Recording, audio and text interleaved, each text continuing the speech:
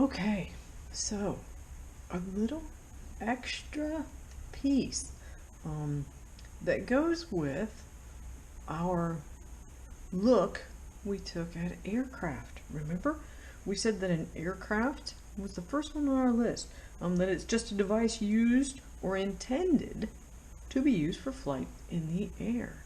We talked about the fact that we could have heavier than air, right? Fixed wing, engine driven. You could have heavier than air, fixed wing, but no engine, right? Airplanes, gliders, lighter than air. We've got our hot air balloons, lighter than air, engine driven. You can have your the blimp, right? Your actual airship, like the Goodyear blimp.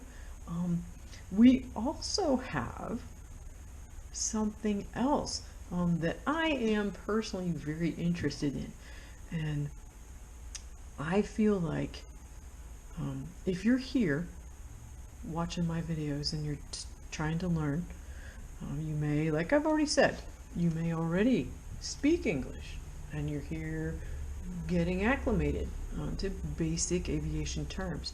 If you are here and English is your second or your third language and you're working on sprucing up your IKO level 4 English, studying is good, right?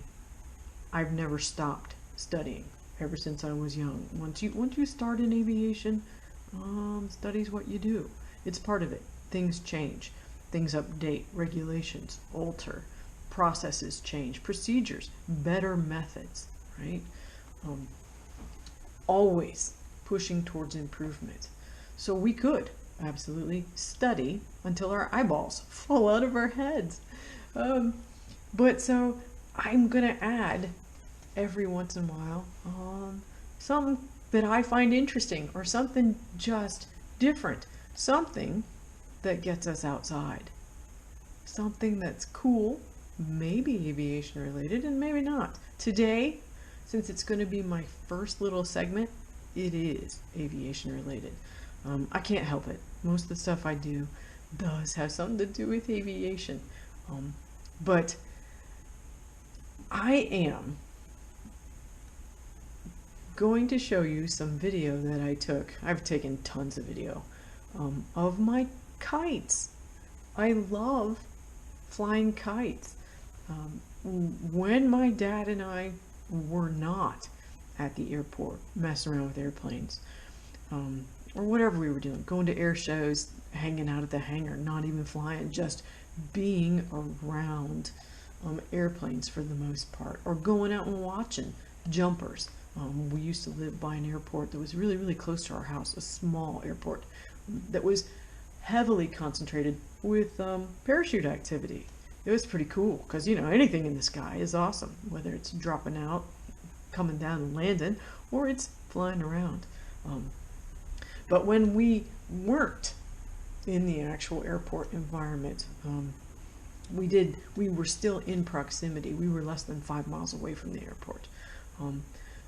We liked to fly kites. My dad was a kite enthusiast, ergo I'm a kite enthusiast. But he always did stress to me that there are regulations that you got to follow, especially when you do live close to an airport or within proximity of low flying aircraft. It is your responsibility. And so I thought it would be a good way to show you one more avenue in terms of hopping in and looking at other books, but also getting outside. You know, stop the studying for just a little bit. Go outside and play, right? Get some fresh air. Do something. Go walk in the rain. Go ride your bike. Anything to clear your head and refocus, right? So I'm going to show you some bits of kites, but I did absolutely want to show you even kite flying. You could say that, oh my gosh, regulations can ruin any kind of fun. Not the case. I find it to be incredibly interesting. You can, for the FAA, go online to the website, the CFR.gov, right? The Electronic Code of Federal Regulations. You can look up all the regulations, regulatory things for the United States.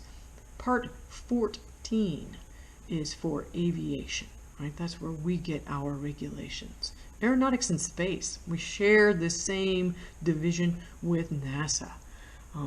But so I did. I went on to ecfr.gov and I located moored balloons and kites, just to give you an idea of how, you know, though it's fun, we're going to go outside and we're going to play around with it, we still have things that need to be considered.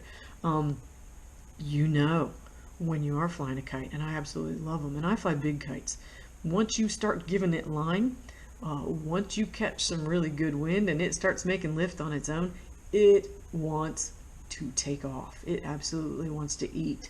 It wants to eat all that line and keep going. You got to be careful. Again, I told you guys, I am in super close proximity to about 3 airports here at my home. You gotta live next to an airport if you can, right? And I'm knee deep in general aviation, and I live next to one airport where they do aerobatics. That's where I go fly my aerobatics as well. It's awesome. It's all day long. It's nonstop. It's like I have my own personal air show. But that then means that I am responsible for paying attention to where my kite is.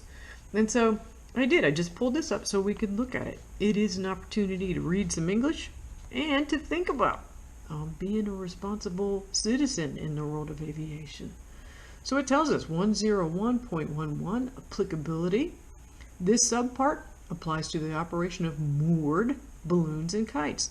So, I mean, I'm mooring my kite. That means that it's held down. When I got a hold of the string, it is moored to me.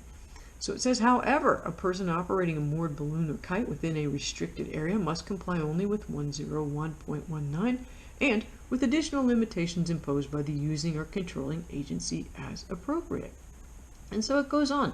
It's a very small section covering kites, but it says 101.13 operating limitations. Except as provided in paragraph B of this section, no person may operate a kite, right, less than 500 feet from the base of any clouds. Number 2, more than 500 feet above the surface of the earth, right? Number 3, from an area where the ground visibility is less than 3 miles, right? People need to see it if they're in their aircraft. You need to be careful. They need to be able to visually find your kite. Or number 4, within 5 miles of the boundary of any airport.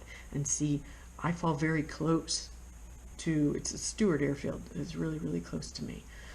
So I have a responsibility to be careful. It tells us then, it goes on, B, paragraph A of this section does not apply to the operation of a balloon or kite or kite below the top of any structure and within 250 feet of it, if that shielded operation does not obscure any lighting on the structure. Yeah, so we have to be responsible with our kite. One more page goes on to tell us, no person may operate an unshielded moored balloon or kite more than 150 feet above the surface of the earth unless, at least 24 hours before beginning the operation, he gives the following information to the FAA ATC facility that is nearest to the place of intended operation. Yeah, so name and address of me, right, if I own the kite. How big is it? Where am I going to be? Out in my backyard. And then the height above the surface of the earth at which the balloon or kite is to be operated. Yeah, and so what day am I going to do it? Now, I do not fly my kites intentionally at that height here because it's just not safe. But then it goes on to give you guidance on how to mark your kite so that it might be seen by people who are flying. So pretty cool. And I just wanted to give the lead in, and then I've got some video of a couple of different kites. I have so many kites, and periodically I will show them to you. But I'm going to hook on a little bit of my kite flying so that you can see it, so that it will help you remember to go outside, right? Get some fresh air. Studying is good. Play is even better. All right. Thank you.